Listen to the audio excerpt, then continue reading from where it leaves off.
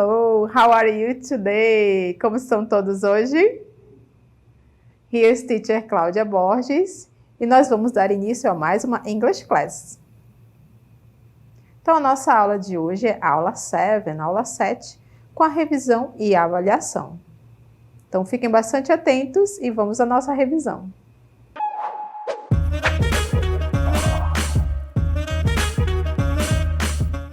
Então, nós vamos iniciar a nossa revisão relembrando um pouco do prefixo, certo? Então, o prefixo ele faz parte de uma palavra maior, certo? Ele é um pedacinho de palavra, como a gente pode observar aqui, que ele é adicionado aonde? Ao começo de uma palavra raiz, que é a palavra root em inglês. E o que acontece quando a gente adiciona esse pequeno afixo, esse pequeno pedaço de palavra? Você acaba criando uma nova palavra, ou seja, com um novo significado também. Vocês podem observar por essas palavras que estão aqui ao meu lado. Ó. Por exemplo, a que está em vermelho ali é uma palavra, appear, que significa aparecer. Mas quando eu coloco na frente desta palavra appear, este afixo, ou seja, esse prefixo dis, D-I-S, como vocês estão vendo lá, ó, disappear, o significado já mudou. Olha como ficou. Ficou desaparecer. Então, quando eu coloco esse pedacinho de palavra na frente de uma palavra base, uma palavra raiz, eu já tenho uma nova palavra com um novo significado. Observe mais o exemplo aqui, ó. A palavra em vermelho é a raiz, que é patient, que significa paciente. Quando eu coloco o prefixo am na frente de patient, eu já tenho um novo significado, olha só. Ficou impaciente. Já ficou o contrário, né?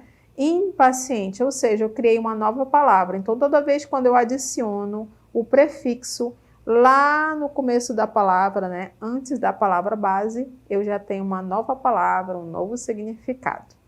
Então, para cada pedacinho desse, nós temos ideias, significados diferentes. Então, vamos relembrar esses significados. Então, primeiro, prefix, vamos relembrar o be e tree, que significa número, quantidade. Por exemplo, biweekly significa quinzenal. A palavra week é de semana, né? Quando eu coloquei o be ali, ó, já ficou dupla, né? Duplicou. Então, quinzenal. Quando eu tenho ali o triathlon, tenho campeonato com 3 esportes, certo? Triathlon. Então, quando eu tenho be e tree, eles significam quantidade ou número. E vamos continuar. Temos ainda cada um desses prefixos aqui, ó, que significam negação ou oposição. Nós vamos iniciar com this, ó, disorder, que significa desordem, como vocês podem observar aqui na imagem. Então, quando eu coloquei o this na frente da palavra base, já deu a ideia de quê? De negação ou oposição. Contrário de ordem, desordem, disorder. Continuando, vamos ver o próximo aqui, que é o ill. Próximo, illogical. Olha, observa o exemplo aqui, 2 mais 2, né, igual a 5, né? Não faz sentido essa lógica aí. Quando eu coloquei o ill na frente do logical, né, da ideia do oposto, né? Algo que não é lógico. Continuando ainda, vamos agora com am. Ainda é o am da mesma ideia, negação ou oposição. Observa a imagem aqui, não é? Um homem carregando um elefante, essa é possível ou não? Impossible. Então, o am na frente do possible já deu a ideia de quê? Negação, oposição. Continuando próximo ali em cima até o in, ainda com a ideia de negação, oposição. Olha aqui, inconveniente, né? Como vocês podem observar aqui as pessoas conversando, fofocando, falando mal. Inconveniente, não é? Então, negação ou oposição. Ideia, o contrário. Próximo agora é o IR ali, ó. Irresponsible, observe aqui, né, a pessoa dirigindo, avançando na faixa de pedestres, né? Então, é um ato irresponsible. Então, quando eu coloquei o ir na frente do responsible, dei ideia de oposição, oposto de responsável. Continuando, o próximo agora é o non, também com essa mesma ideia, de negação ou de oposição. Non-allergic. Então, allergic é alérgico. Quando eu coloquei o non na frente, é o oposto, que ele não é alérgico, não é? Então, a mesma ideia do non. Negação ou oposição. E finalizando, nós temos o N ali na frente, não é? O nosso exemplo aqui é a palavra unhappy. A palavra happy significa feliz. Quando eu coloquei o na frente, já deu o oposto, que é triste, como vocês podem observar aqui na imagem, né, da garota chorando, ok? Então, todos esses aqui são exemplos de prefixos com a seguinte ideia: negação ou oposição. Vamos ver mais alguns. Então, os próximos prefixos que a gente vai ver agora dão com essa ideia de mid, né? Meio ou centro. Então, toda vez que você coloca esse mid na frente, dá a ideia de algo no meio, algo no centro. Como, por exemplo, midfield, meio de campo, midday, meio-dia, e midnight, que é meia-noite. Continuando. Agora, os prefixos in e im, que significa dentro ou para dentro. Como, por exemplo, immigrate, né? Que vem pessoas de fora para um outro país. A mesma ideia aqui do ingest, que é ingerir, né? Você coloca algo, né? Ingere algo, ok? Temos mais outros exemplos ainda de prefixos. Agora, sub. Sub significa embaixo, abaixo, inferior, abaixo de. Então, exemplo aqui é o subconscious, subconscious, subconscious. Subconsciente. Então, a palavra em vermelho aqui, não é a palavra base, a palavra raiz. Vocês podem observar que estão sempre as palavras com cores diferentes, né? Para que você possa observar qual é a palavra raiz, a palavra base. No caso aqui é conscious, que é consciente. Quando eu coloquei o sub na frente, já ficou o quê? Subconsciente, né? Algo que fica ali escondido, abaixo do consciente, né? Então, essa é a ideia. Embaixo, abaixo de inferior, right? A mesma ideia de marine, né? Que é algo marinho, da água. Quando eu coloco submarine, é algo que? Algo embaixo da água, sob a água, ok? Under, ok? Continuando. Agora a palavra under, que significa abaixo ou insuficiente. Como, por exemplo, aqui a palavra underpass. Underpass. A palavra em vermelho, pass, é passagem. Quando eu coloquei o under na frente, deu ideia de quê? De uma passagem inferior. E aqui a mesma ideia, olha, da palavra cook, que é cozinhar ou cozido. Quando eu coloquei o under na frente, não é? O prefixo under, ficou o quê? Pouco cozido ou mal cozido, ok? Então, essa é a ideia, ou abaixo ou insuficiente. Temos mais alguns. Agora, os prefixos super, que significa acima de, sobre ou superior. Então, algo acima da média, não é? Super. Por exemplo, a palavra celebrity, né, que está em vermelho. Coloquei o super na frente, ficou o quê? Super celebrity, super celebridade. É uma celebridade, né, que é acima das outras, né? Que está assim, né, do momento. Todo mundo procura, todo mundo quer tirar foto, famosíssima, ok? Mesma ideia aqui de impose, né? Sobrepor ou por cima. Então, mesma ideia do Superman, não é? A palavra man significa homem. Quando eu coloquei o super na frente, não é? Da ideia que ele é um homem superior a todos os outros. Então, a ideia de super é o quê? Acima, de, sobre ou superior. Continuando. O próximo prefixo é o trans. Então, qual é a ideia do trans? É através de, ou cruzar, ou atravessar para o outro lado. Por exemplo, nós temos aqui Atlantic, né, que é a palavra básica, que significa Atlântico. Quando eu coloquei o trans na frente, não é? Transatlântico, ou seja, algo que cruza, que passa, né, pelo Atlântico. A mesma ideia de transcontinental, né? Transcontinental. Então, a palavra base é aqui, ó, continental. Quando eu coloquei o trans na frente, já deu essa ideia, né, de algo que atravessa, que cruza o continente. Então, quando você usar o prefixo trans, Tá? A ideia de cruzar, né? Atravessar para o outro lado. Right? Continuando, temos mais alguns prefixos. Agora o prefixo é for, pre. O que significa quando eu coloco numa palavra, né? Ele significa anterior, prévio ou antes de. Então aqui, por exemplo, nós temos a palavra see, que está em vermelho. A palavra see significa ver. Quando eu coloquei o for na frente, né? Fica for see. Eu tenho a palavra prever, né? Você ver antes, né? Algo antecipado, prever. Então, por exemplo, você vê a criança ali perto de um copinho de vidro e você já está prevendo que vai acontecer algum acidente, né? Então, foresee, algo prévio. A mesma ideia aqui, ó.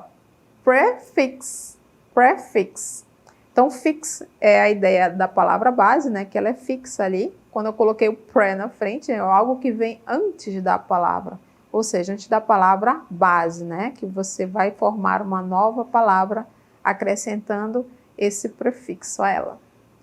Continuando, temos mais alguns.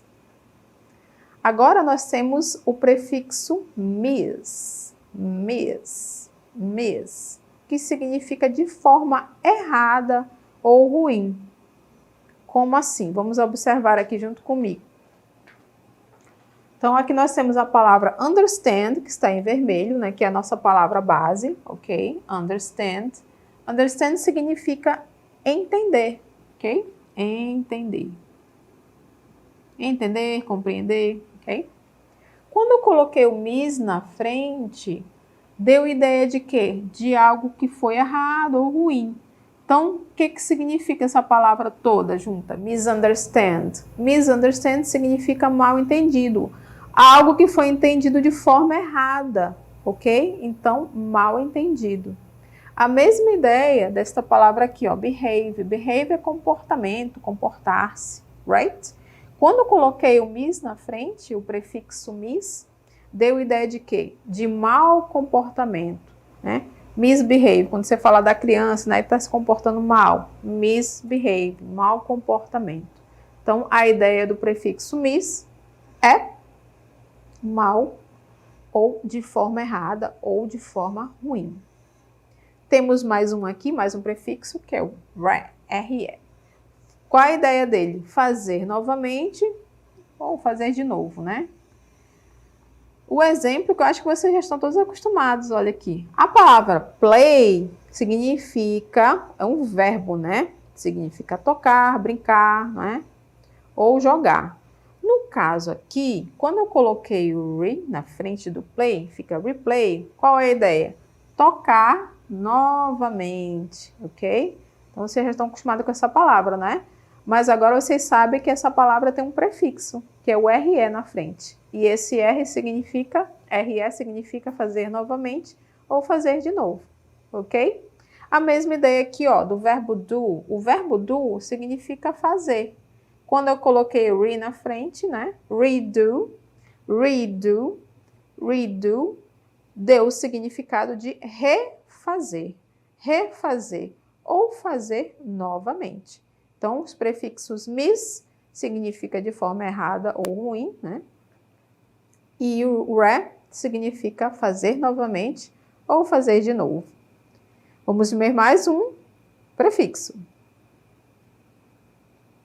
O prefixo que agora a gente está acompanhando é o semi. Semi, que significa metade. Então, aqui nós temos, ó, finalist, que significa finalista, né? Quando eu coloquei o semi na frente, semi-finalist, ficou semifinalista, ou seja, ele é quase um finalista, tá chegando lá, tá na metade do caminho. Aqui a palavra circle, que significa círculo. Então, quando eu coloquei aqui o semi na frente, ficou o quê? Semicírculo, semicircle, ok? Então, esse é um prefixo, semi, que significa metade. Continuando ainda a nossa revisão, vamos relembrar agora um futuro com be going to, esse tempo verbal, que é muito simples. Então, lembre-se agora para a gente revisar os usos. Para que a gente utiliza o be going to, futuro com be going to?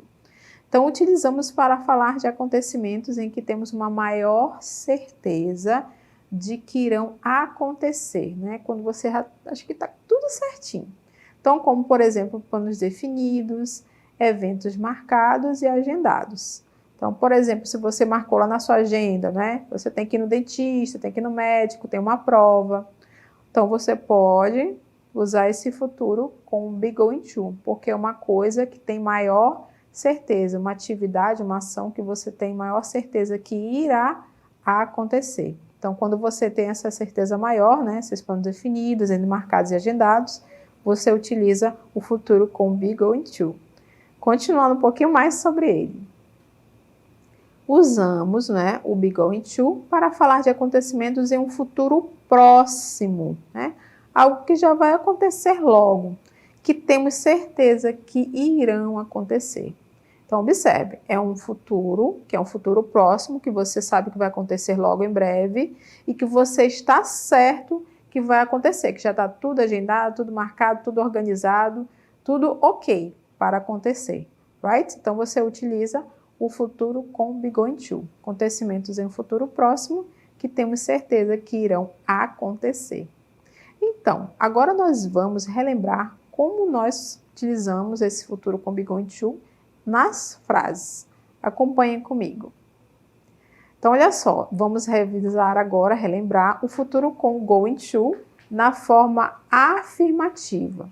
Então, vamos relembrar os elementos que eu preciso para fazer uma frase nesse tempo verbal com be going to. Então, aqui, people, essa primeira coluna aqui é o subject, é o sujeito, tá? Vocês estão vendo aí os pronomes pessoais, mas eu poderia ter aqui Mary, eu poderia ter aqui the dog, tudo bem? Pode ser ter os nomes também. The building, o prédio, certo? Então, aqui eu tenho os pronomes, tá? Mas eu posso ter os nomes também. Então, aqui nós temos a conjugação de cada um deles, né? Do pronome com o seu verbo to be. I am, you are, he, she, it is, you, we, they are. Então, esse é o elemento também que eu preciso, que é o verb to be. Ele é necessário, certo? Então, primeiro o sujeito, depois o verbo to be conjugado direitinho com o sujeito. Em seguida, o terceiro elemento é esse aqui, ó, é o going to. Por que o going to tem que aparecer? Porque ele que vai dar a ideia de futuro, future. Ele que vai indicar para você que esta frase está no futuro, ok? A ideia dessa frase é futuro, é falar sobre o futuro. Então, futuro com be going to. Depois do going to, vocês vão precisar de um verb. É o verbo principal. Por que ele tem que aparecer aqui? Porque o verbo é a ação que a pessoa vai praticar no futuro. O going to já está dizendo que é futuro, certo? Mas no futuro você vai fazer o quê? Qual é a sua atividade? Qual é a sua ação? Então aí entra o verbo principal, que no caso aqui é o verbo dance. O verbo dance que significa dançar, dance. E ali no final, vocês estão observando uma palavra escrita later.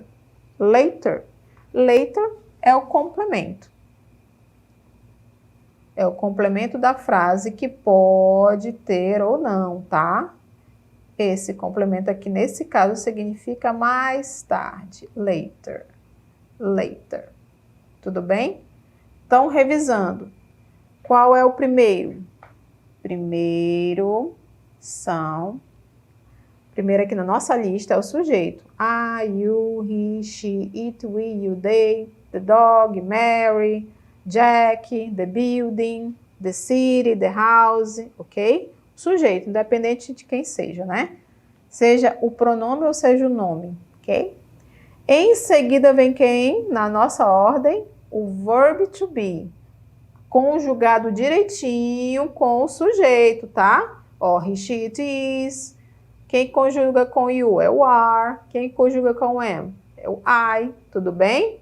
Então, você tem que estar bem afinadinho aí com o verbo to be para fazer essa conjugação, certo? Depois, em terceiro lugar, quem vem? O going to, tá? Going to, para quê? Para indicar que essa frase está falando sobre o futuro. Em seguida, vocês têm quem? O verbo principal. E dependendo da sua frase, você vai ter esse número 5 aqui, que é o complemento, tá? Neste caso aqui tem. Algumas frases pode não ter. Pode terminar mesmo lá no verbo principal.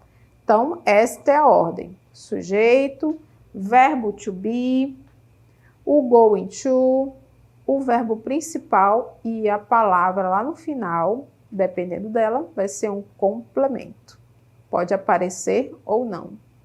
Então, agora que vocês já lembraram os elementos, eu quero aqui junto com vocês elaborar uma frase para a gente revisar, né, esses elementos aqui junto comigo.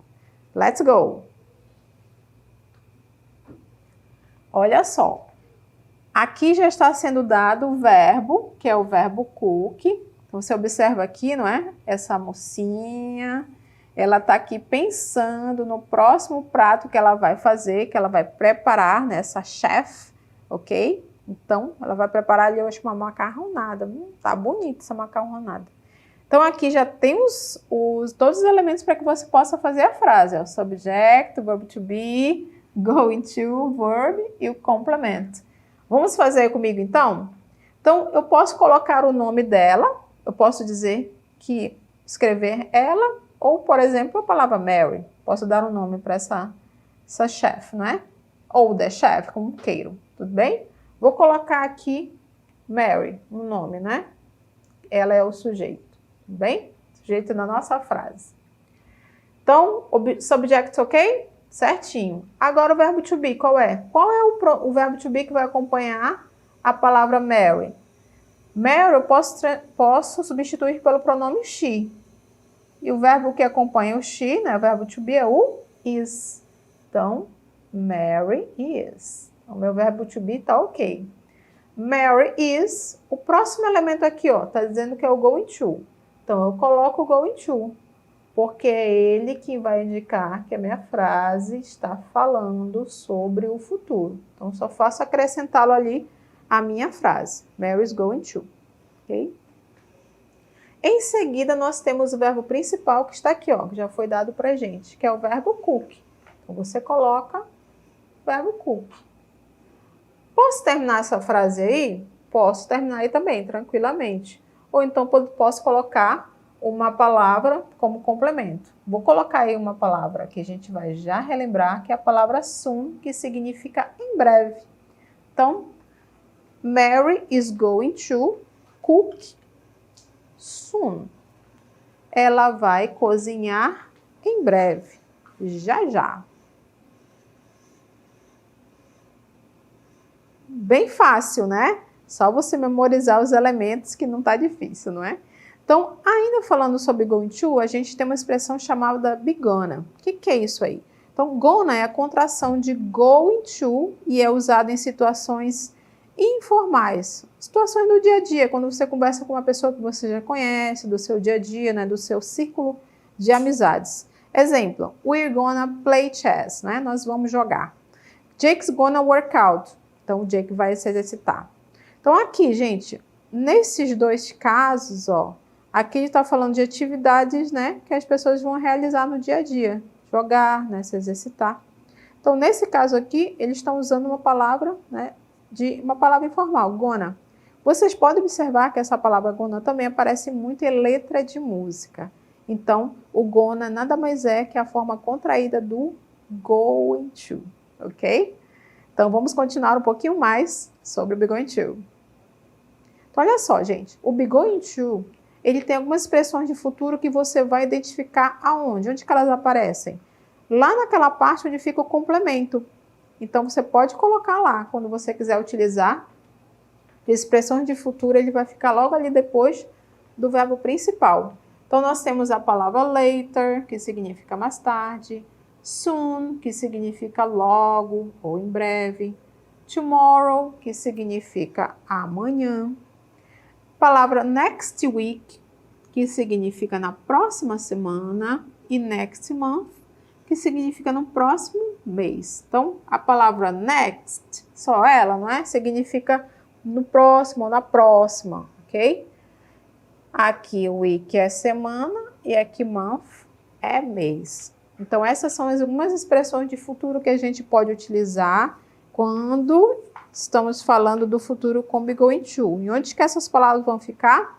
Logo depois do verbo to be, tá? Lá naquela posição onde fica o complemento, que é lá no final da frase. E finalizando o nosso assunto com be going to, nós vamos relembrar a forma negativa, que é muito simples, super, super easy. Então, nós temos aqui os elementos que vocês vão acompanhar junto comigo. Vocês têm todos aqueles elementos que a gente viu na forma afirmativa, só que tem um a mais. Onde é que ele está? Isso mesmo, aqui, ó, not. Essa palavra not vai ficar onde exatamente? Logo depois do verb to be e antes do going to.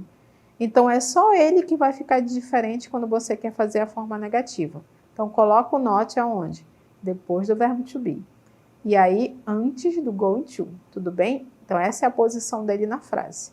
E aí, você tem uma frase na forma negativa. No caso aqui, nós temos o quê? O I am, you are, he, she, it is, you, we, they are. Not going to work. Então, por exemplo, she is not going to work. Ela não vai trabalhar. Ela não vai trabalhar. Vamos ver um pouquinho mais sobre a forma negativa. Posso também utilizar a forma negativa na forma contraída. Vocês viram ali que o not estava logo depois do verbo to be, né? Aqui eu tenho a possibilidade de fazer a forma contraída do verbo to be com not. Aren't, isn't ou aren't.